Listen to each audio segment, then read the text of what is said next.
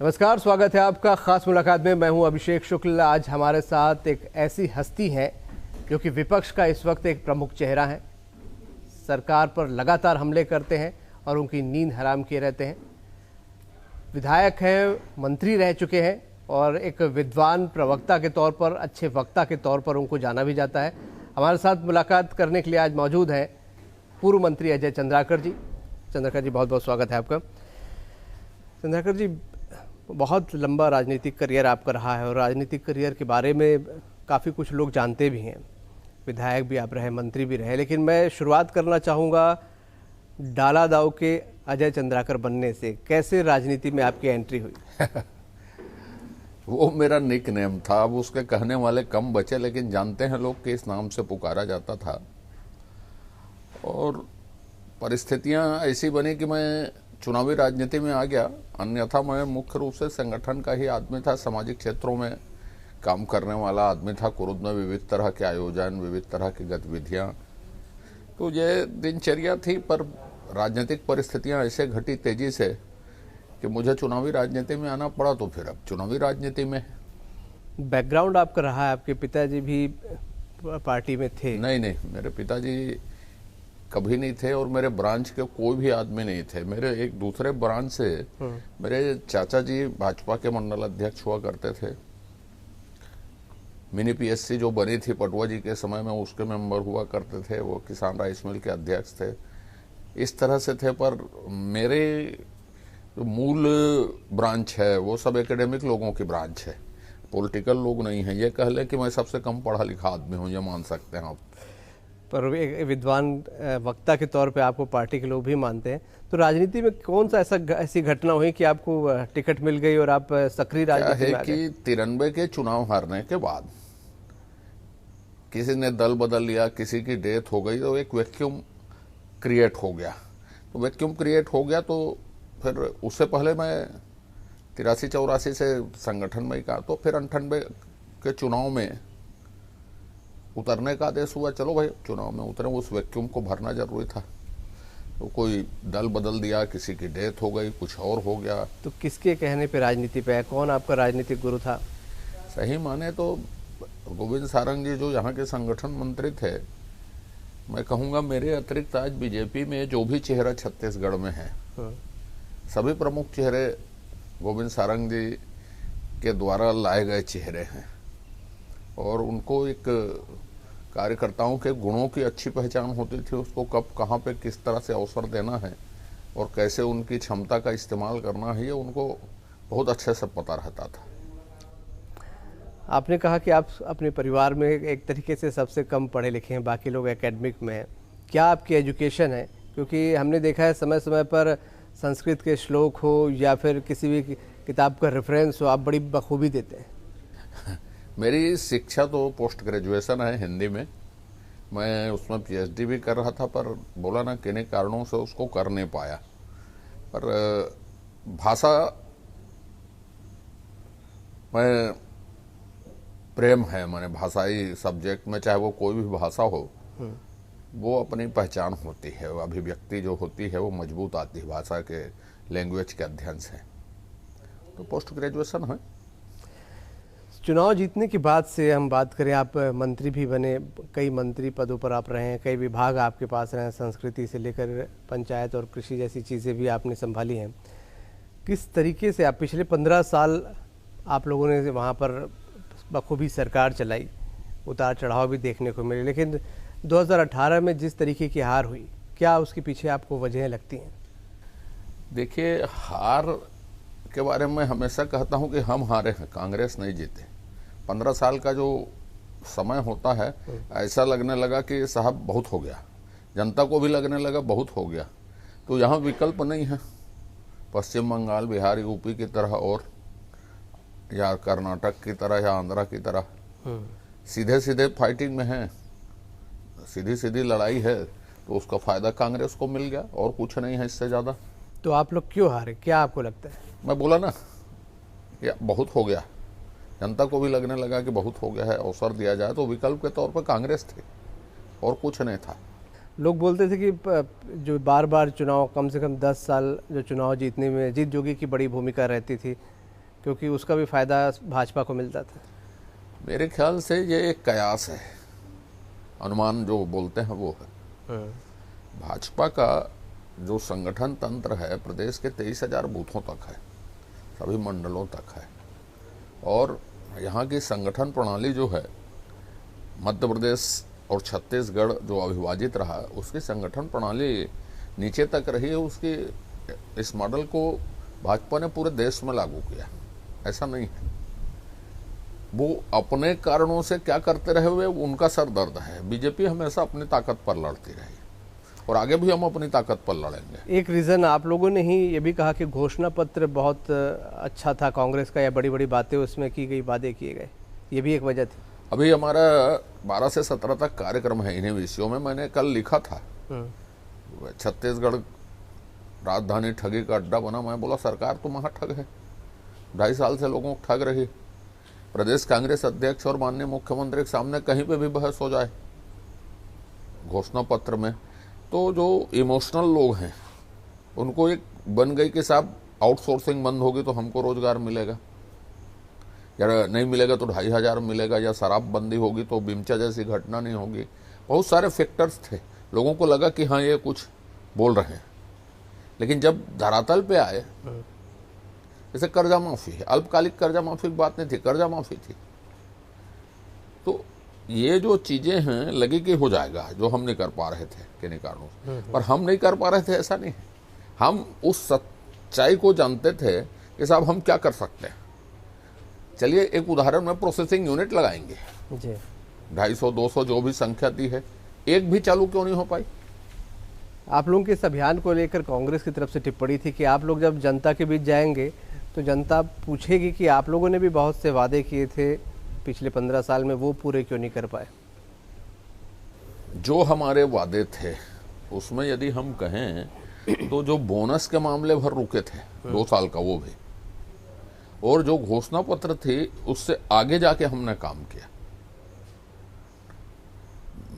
जगदलपुर का medical college या रायगढ़ का मेडिकल कॉलेज या अंबिकापुर का मेडिकल कॉलेज या राजनांदगांव का मेडिकल कॉलेज घोषणा पत्र में नहीं था।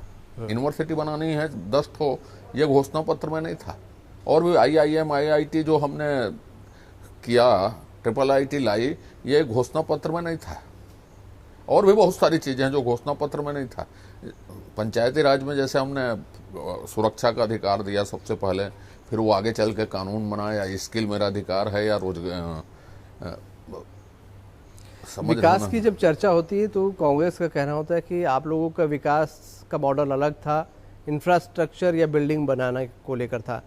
हमारा मॉडल व्यक्तिपरक है, हम व्यक्ति की जेब में पैसे डाल रहे हैं।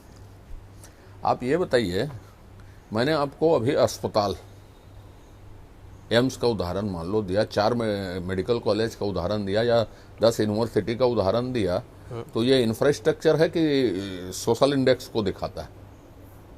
उनका कहना जो हम लोगों की जेब में पैसे डाल रहे हैं, कितने दिन तक सरकार किसके जेब में पैसे डालती है। स्थायी टिकाऊ विकास जो है वो लोगों से ही पैदा होगा, फोकट से पैदा नहीं होगा।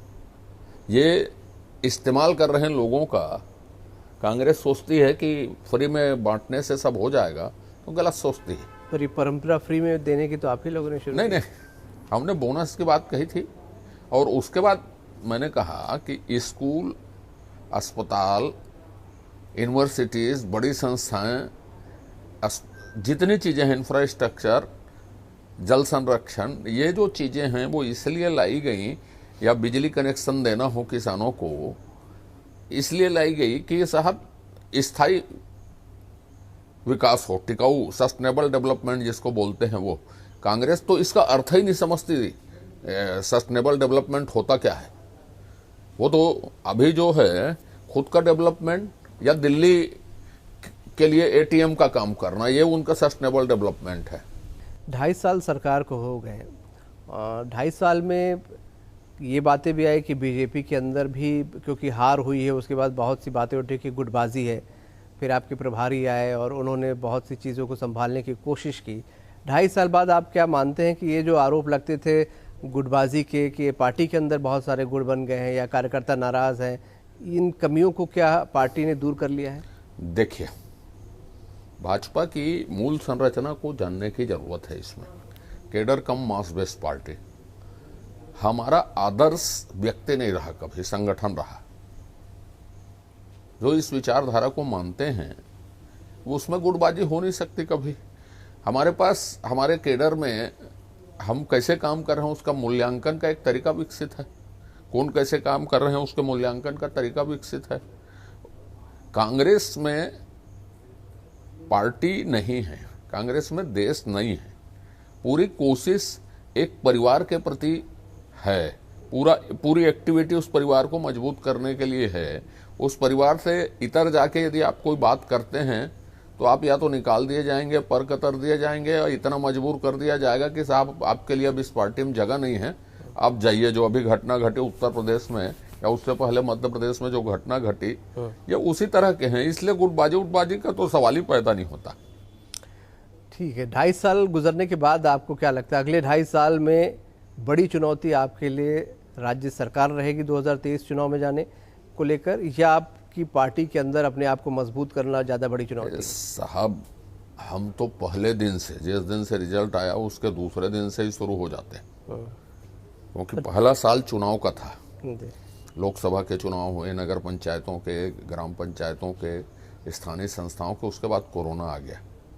नहीं तो ये सब चुनाव निपटाने के तुरंत बाद पहले दिन, पहले घंटे, पहले मिनट, पहले सेकंड से इस सरकार के खिलाफ होते, क्योंकि ये पहले दिन से ही झूठ का पुलिंदा है। पर लगातार फिर भी आप लोग को हार मिली। लोकसभा एक छोड़ दिया जाए, देखिए, लोकसभा एक छोड़ दिया जाए नहीं, लोकसभा में मोदी जी के नाम पे आप लोगों ने विधानसभा से गड्ढे को पाट के 9% ऊपर मत को पाना, ये तो छोटा मोटा चमत्कार नहीं है। प्रधानमंत्री मोदी का चेहरा चला था, उसको आगे रखा गया था फ्रंट पे। मैं यही बोला ना, तो आप छोटा मोटा चमत्कार नहीं है। बीजेपी के पास ही मोदी जी जैसा चेहरा है। कांग्रेस के पास राज्य में ना देश में जिताऊ चेहरा नहीं है एक भी। मैं बोला कि जो जीते हैं उसको हमारी हार मानी जानी चाहिए, वो जीते हैं ये नहीं माना जाना चाहिए। एक चर्चा बार बार होती है, इसमें सच्चाई कितनी है पता नहीं, ये तो आने वाला वक्त बताएगा, कि लोकसभा में जो फॉर्मूला बीजेपी ने अपनाया था कि सभी कैंडिडेट के चेहरे बदल दिए थे, विधानसभा में भी क्या कुछ ऐसी कोशिश या एक्सपेरिमेंट होगा? आज इस बारे में बात करना जल्दबाजी होगी, अभी 2.5 साल है। लेकिन नए चेहरे और पुराने चेहरे मिलके सरकार चलाने के लिए पुराने चेहरे की भी जरूरत पड़ेगी। नए चेहरे के मतलब यह है कि नई जोश में कुछ करने की जो इच्छा है वो किसी भी वय से ज़्यादा होती है। तो ये समन्वय हमेशा सफलता दिलवाती है। अभी सरकार के 2.5 साल हो रहे हैं और सबसे ज़्यादा जो आक्रामक रुख हमने देखा आपने ही अपनाया हुआ है, खासकर 17 जून को फोकस करते हुए। क्या बार बार आपके जो ट्वीट आ रहे हैं कि बड़ा बदलाव होगा, बड़ा चेंज होगा, किस तरीके का मैसेज देने की कोशिश, या क्या आप कहना चाह रहे हैं? मैं तो ये कहूंगा, इस बात का उत्तर आपको श्री भूपेश बघेल जी से, श्री टी.एस. सिंहदेव जी से और श्री ताम्रध्वज साहू से लेना चाहिए ईमानदारी से, और उनसे पूछना चाहिए कि बात है क्या, और ये पहले दिन से क्यों चल रही, शपथ ग्रहण से क्यों चल रही। आप तो 2.5 साल होने वाले हैं, बात शपथ ग्रहण के दिन से चल रही है, तो क्यों चल रही है ये? तो इसीलिए हम लिखते हैं कि क्या होगा 27 को, 17 को, ये तो आप बताएं। सच है कि गप है, उनको बोलना चाहिए। पुनिया जी बोलते हैं ऐसा कुछ नहीं है, रविंद्र चौबे जी बोलते हैं कुछ नहीं है। ये लोग उस घटना के गवाही नहीं है जो ये तीनों गवाही हैं, जो तीनों साथ में थे उनके। ये तीनों को तय करना है कि बात क्या है। जैसा पुनिया जी या रविंद्र चौबे जी का कोई रोल नहीं है, वो तो निष्ठा दिखाने की कार्रवाई है। रविंद्र चौबे जी की कार्रवाई जो है, बयान जो है, निष्ठा प्रदर्शित करने वाला एक राजनीतिक बयान है। किस स्ट्रेटजी के साथ अब 2.5 साल बाद आप लोग आगे बढ़ेंगे? कुछ निर्देश आप लोगों को मिले होंगे, कोई रणनीति आप लोगों ने बनाई होगी? कांग्रेस सरकार की विफलता एक हर क्षेत्र में, और दूसरा देश जो नया आयाम मोदी जी के नेतृत्व में गढ़ रहा है, और जिसकी स्वीकारोक्ति ये है कि छत्तीसगढ़ में 6 महीने बाद ही, मैं बोला ना 9% से ऊपर उसको पार्ट के ऊपर गैप हमने कांग्रेस से किया। तो ये चमत्कारिक चेहरा जो है कांग्रेस के पास न स्टेट में है न दिल्ली में है, ये बीजेपी के जीतने का प्रमुख आधार है। आज की बात कर लें तो टीकाकरण केंद्र कर रही है, बड़े प्रोजेक्ट यहाँ चल रहे हैं, केंद्र सरकार के चल रहे हैं। बिलासपुर की रोड, अंबिकापुर की रोड देखें तो दुर्ग के भारतमाला प्रोजेक्ट देखें जो अमलेश्वर होकर निकलेगी, या बिलासपुर रोड देखें, जगदलपुर रोड देखें, माने इंफ्रास्ट्रक्चर से लेके सोशल सेक्टर में गरीब प्रधानमंत्री गरीब अन्न कल्याण योजना हो, तो कोई भी ऐसी चीजें हैं जो केंद्र की उपस्थिति से ही हो रही हैं। नल सबके लिए जो जल जीवन मिशन है, स्मार्ट सिटी है, मनरेगा है, कहां पर है राज्य सरकार की उपस्थिति? राज्य सरकार की उपस्थिति रेत खदानों में है, राज्य सरकार की स्थिति लैंड ऑर्डर में है। आज भी मंत्री के रिश्तेदार खत्म हो गए बता रहे हैं, तो प्यारेलाल कंवर, छछान पैरी और ये मंत्री के रिश्तेदार ये अपनी रक्षा नहीं कर पा रहे हैं, जनता क्या रक्षा करेंगे? एवरीडे ठगी घटनाएं, आज भी ठगी घटनाएं पेपर में है। तो माफिया, ठग, मारपीट, पीएससी, चोरी, डकैती, ठगी, 2 नाबालिग को वहां ले जाकर हत्या कर दिया अनूपपुर में। तो मैंने अभी कहा ना, सिर्फ 2500 विषय नहीं है, लोगों को और बहुत कुछ चाहिए जो दे पाने में कांग्रेस पूरी तरह असफल रही। भूपेश बघेल जी असफल रहे। आपकी बात करूं, एक कुशल रणनीतिकार के तौर भी आप पर भी आपको जाना जाता है। इतनी बड़ी लहर में भी आपने अपनी सीट को बचा के रखा, बल्कि कुशल रणनीति के साथ वहां पर एक अच्छी बड़ी जीत भी दर्ज की। आपके प्रशंसक, आपके आलोचक भी मानते हैं कि बहुत सारे काम आपने अपने इलाके में किए, विद्वान वक्ता हैं आप, पर फिर भी कई बार शॉर्ट टेम्पर हो जाते हैं, कुछ बातें ऐसे निकल जाती हैं जो वायरल हो जाती हैं। क्या होता है, जो चीजें वायरल हुई या की जाती हैं जी, मेरे ऊपर और कोई आरोप क्यों नहीं लगाते? शॉर्ट टेम्पर हो जाते हैं या नहीं, मैं पहली बार देखा कि व्यक्तिगत आलोचनाएं होती हैं। आप, मैं जिन बातों के लिए चुना गया हूं कि मुझे लेजिस्लेशन नहीं आता है, कि काम नहीं आता है, कि मैं विचारधारा के प्रति आग्रही नहीं हूं, कि मैं लोगों के बीच नहीं जाता, लोग मिलने नहीं आते, क्या नहीं आते, ऐसे विषय में मेरी आलोचना नहीं कर पाते। आप शॉर्ट टेम्पर हैं। मैं आपको कह दूं साहब, आप गोरे दिखते हैं, आपको इंडियन स्टाइल में गिरवा होना था या काला होना था, आप चलते ठीक से नहीं हैं। और उसके पीछे कारण क्या है, क्यों ऐसी घटना घटी, उसमें कोई बात नहीं करता। कई चीजें तो जबरदस्ती की जाती है, कौन से विषय है उनको छोड़ के, हट के। तो राजनीति में इसी को बोलते हैं कमर के नीचे आक्रमण जो है। तो ये आक्रमण बाहर से कम अंदर से ज्यादा वो सब जगह होता है, मैं जानता हूं, और कोई विषय मिलता नहीं। तो खैर, अब वो भी चीजें शिकायत नहीं मिलेंगी। यदि मेरे को बिला वजह कोई परेशान करने की कोशिश किया, दबाने की कोशिश की, उसकी प्रतिक्रिया आएगी। अन्यथा मैं तो कार्य करता हूं, विचारधारा का कार्य करता हूं। मेरा पहला, आखिरी, अंतिम पड़ाव एक ही है, एक ही होना है कि रहेगा। तो क्या प्रभारी ने भी कुछ इस बारे में बात की, आप लोगों को, आप जो सीनियर कुछ नहीं, प्रभारी महोदया ने मुझसे बातचीत की और मैंने सारी स्थिति उनको बताई कि वस्तु स्थिति क्या है। बातचीत हुई और होना भी चाहिए। यदि कोई अप्रिय लगती है किसी को, और ये सामने बुला के पूछना बहुत सर्वश्रेष्ठ परंपरा है। इसी के गैप के कारण तो कांग्रेस मर रही है। जो लोग छोड़ के जा रहे हैं वो इसी गैप के कारण है। हमारे यहाँ तो छोटी सी बात पर भी लोग पूछताछ करते हैं कि साहब क्या है बताइए, कुछ गड़बड़ है तो उसको बुला के बिठा के बात करना है। राजनीति में आगे आपने क्या कोई महत्वाकांक्षा आपकी या कोई मैं सोच? तो महत्वाकांक्षा सोच वाला आदमी नहीं हो साहब। मैंने अभी थोड़ी देर पहले आपको कहा, मेरा पहला आखिरी ठिकाना भारतीय जनता पार्टी है। एक गांव के लड़के को यहां तक आपके सामने बिठा दिया, और क्या महत्वाकांक्षा पालना। मेरे बारे में निर्णय करने का अधिकार भारतीय जनता पार्टी को, मैंने इस पार्टी को, इस विचारधारा को आत्मसात कर लिया है, बस। बाकी वो जाने क्या करेंगे नहीं करेंगे। फिर भी जो आपके प्रभारी या सीनियर लीडर्स मंशा पूछते होंगे? नहीं, मैं सवाल ही नहीं मेरे बारे में। मेरे प्रभारी, यहाँ का संगठन सब अच्छे से जानते हैं, इसलिए मुझे कुछ कहने की जरूरत नहीं है। और स्पिरिचुअल भी सोचें तो मैं अपनी चिंता क्यों करूं? जिस दिन मैं अपनी चिंता करूंगा तो ऊपर वाला मेरी चिंता करना छोड़ देगा। अभी वही मेरी चिंता कर रहे हैं, मेरी पार्टी चिंता कर रही है। स्पिरिचुअल की आपने बात की, क्या वैसे तो बहुत बिजी शेड्यूल आपका रहता है, हमने देखा है, पर फिर भी जब खाली वक्त मिलता है क्या करना पसंद करते हैं आप? नहीं, संसार का जो सबसे अच्छी चीज़ है मेडिटेशन। उससे बड़ी कोई चीज़ नहीं है संसार में। हॉबीज आपकी क्या है, क्या करते हैं मेडिटेशन के अलावा? मेडिटेशन जब टाइम मिले तो जरूर पढ़ना है, सोशल मीडिया को भी देखना है, क्षेत्र भी जाना है, सेवा कार्य भी करना है, पार्टी के काम को भी करना है। जब मैंने विचारधारा को आत्मसात कर लिया तो अधिकतर समय पार्टी के कामों में ही, फिर समय मिले तो कॉन्स्टेंसी, और कॉन्स्टेंसी में विविध कार्य। और सोशल मीडिया पे भी आप काफ़ी एक्टिव रहते हैं, क्या खुद हैंडल करते हैं या? नहीं, मैं लिखता खुद हूँ और पोस्ट करने भेज देता हूँ। बहुत टाइम लगता है उसमें, इसलिए टाइप वाइप करना ही होती हूँ तो मैं भेज देता हूँ। उसमें लिखा रहता है पोस्टेड बाई इसके द्वारा करके। और कंटेंट के लेकर आपके काफ़ी तारीफ भी होती है, पार्टी में भी लोग बोलते हैं, बाहर भी लोग बोलते हैं। ये कंटेंट कहाँ से, क्या स्टडी से आता है या कुछ मंथन करते हैं? नहीं नहीं नहीं नहीं, आपकी प्रेरणा से, आपकी प्रेरणा से ही आता है। और जो इतना बड़ा भंडार है साहित्य का, ज्ञान का, अनुभव का खजाना हिंदुस्तान में, तो वांग्मय बहुत, दुनिया का सबसे समृद्ध वांग्मय है।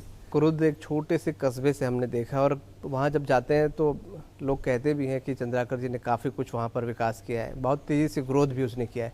अपनी विधानसभा को लेकर क्या आपके दिमाग में इमेजिनेशन है कि किस तरीके से बनाना है? मैं तो सोशल सेक्टर को बहुत पसंद करता हूँ, इंफ्रास्ट्रक्चर से ज़्यादा सोशल सेक्टर। एनीकट वहाँ बने, बिजली के connection, school education, higher education, अब तकनीकी शिक्षा, ITI जो है उसकी जगह में पॉलिटेक्निक कॉलेज लेवल तक यदि चल दें तो भी बहुत होगा। मतलब स्किल फुल बनाना। वहाँ का जो मेगा फूड पार्क बना है, 2 और फूड पार्क के लिए ज़मीन आरक्षित है, अस्पताल को 100 बेड तक ले जाना, इस तरह के जो सोशल सेक्टर हैं तो उसको मजबूत करना। कोई भी सिंचाई हो, नगद फसल हो, और शिक्षा हो, स्वास्थ्य हो, इस तरह की चीज़ें में। सियासत की बात करें, हम 2.5 साल बचे हैं, अब किस तरीके से अब आप लोग आगे बढ़ेंगे? क्योंकि अभी आप लोग एक महाअभियान चला रहे हैं 2.5 साल में सरकार की असफलता को लेके। क्या जो आपके प्रभारी आते हैं, कोई ये इसलिए कह रहे हैं क्योंकि जब भी प्रभारी आते हैं बड़ी चर्चा का विषय हो जाता है, वो बैठक सरकार की तरफ से या कांग्रेस की तरफ से भी टिप्पणियाँ यहाँ पर आती हैं, तो क्या कोई खास रणनीति के साथ आप लोग को आगे बढ़ने के लिए कहा गया है? क्या मार्गदर्शन दिया गया है? सारी रणनीति अभी ध्वस्त है। जब तक एक कोरोना में 144 या पेंडेमिक एक्ट या जो आदर्श चीज़ें हैं उसका उल्लंघन हम नहीं कर सकते। कोरोना समाप्त होगी तभी दिखेगी सारी चीज़ें, तब तक हम अपने संगठनात्मक कार्यों को कर रहे हैं। आगे के लिए काम करने की योजना, पार्टी की नियुक्तियां हैं, जो वर्चुअल कार्यक्रम हो सकते हैं उनको है, इस तरह की जो फिजिकल एक्टिविटी होगी वो कोरोना के प्रोटोकॉल के बाद ही होगी। कोरोना का जिक्र आपने किया, कोरोना को जब से आया यहाँ पर राज्य और केंद्र को लेकर लगातार तनातनी की नौबत यहाँ पर रही। आप लोगों ने राज्य सरकार पर कई आरोप लगाए तो राज्य सरकार ने केंद्र पर कई आरोप लगाए। एक बात बताइए कि जैसे गैर एनडीए सरकार है छत्तीसगढ़ में, कांग्रेस की है, महाराष्ट्र में है या पंजाब में है, राजस्थान में है या तेलंगाना में है, तमिलनाडु में है, सीमांध्र में है, केरल में है, क्या ऐसा नया किया जो केंद्र सरकार के निर्देशों से हट के है? फ्री वैक्सीनेशन, पहले वैक्सीनेशन राज्यों को दिया जाए, ये मांगने वाले मुख्यमंत्रीगण ही थे, माननीय मुख्यमंत्रीगण ही थे। बाद में हाथ उठा दिया, वैक्सीनेशन 100%, दिवाली तक अनाज की घोषणा हो, या कोरोना से अनाथ हुए बच्चों की घोषणा हो, या विभिन्न तरह के हैं जो आप देखेंगे कि इस बीमारी से लड़ने का कोई अनुभव नहीं था देश के पास। आज पूरी तरह से इंफ्रास्ट्रक्चर है, तो इसमें राज्य कहां पे दिखता है? मैं तो लिखा था कि आप टीका मांगने के लिए, लगाने के लिए भी आदमी मांग लो, अभी समय है करके। कोरोना शेष ही वसूलना है, कर्मचारियों को तनख्वाह भी काटना है और विधायक निधि बंद करनी है, इतना उपलब्धि है। मैंने छत्तीसगढ़ सरकार के लिए पैसा बटोरने के लिए अवसर बन के आया कोरोना जो है। 1000 करोड़ रुपये से ज्यादा तो इसी में हो गया है, और उसका कोई हिसाब किताब नहीं देते। मुख्यमंत्री जी ने कहा कि हम तो फ्री वैक्सीनेशन के लिए विधानसभा में घोषणा कर दिए थे करके, तो मैंने लिखा था कि आप फिर गवर्नर के पास फ्री वैक्सीनेशन की मांग लेके क्यों गए थे? राज्य सरकार बोलती है कि आप लोग राज्य सरकार को तो बहुत खत लिखते हैं, मांग करते हैं, पर जब राज्य के हित की बात होती है तो केंद्र से कोई डिमांड नहीं करते। कुछ नहीं, विभिन्न आंकड़े हैं, बहुत सारे आंकड़े हैं।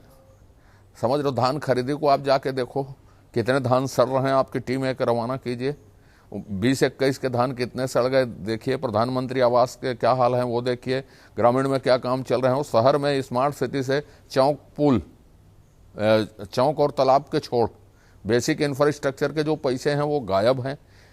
कर्जा 40,000 करोड़ से ऊपर इन्होंने 2.5 साल में ले लिया। तो है क्या, कौन सी ऐसी उपलब्धि है? पीएससी इतनी विवादास्पद कभी नहीं रही।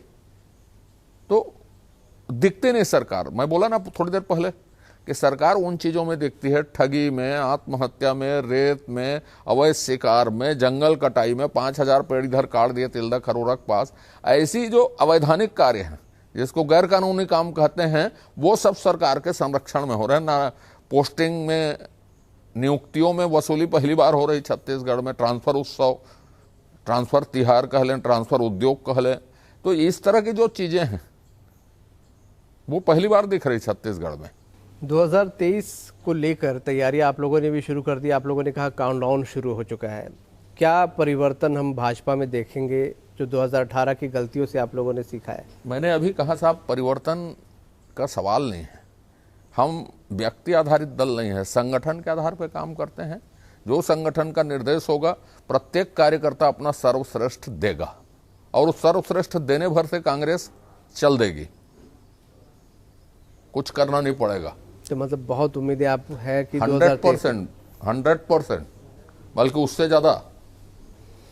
ठीक, चंद्राकर जी, आपसे बात करके बहुत अच्छा लगा। बहुत सी चीज़ें, क्योंकि आप बहुत अच्छे वक्ता भी हैं और आपको से सुनते तो हम रहते ही हैं, बहुत सी डिटेल भी आपसे सुनने को मिली। रणनीति क्या है, बहुत सारी बातें आपने खुलकर भी हमसे बात की। बहुत बहुत शुक्रिया आपका हमसे बात करने के लिए। तो खास मुलाकात में आज अजय चंद्राकर थे। बहुत सारी बातें खुलकर उन्होंने रखी, क्या स्ट्रेटजी है, क्या सोचते हैं, बहुत सारी बातों को उन्होंने हमारे साथ शेयर किया। अगली बार मुलाकात फिर किसी हस्ती के साथ, तब तक दीजिए इजाज़त। नमस्कार।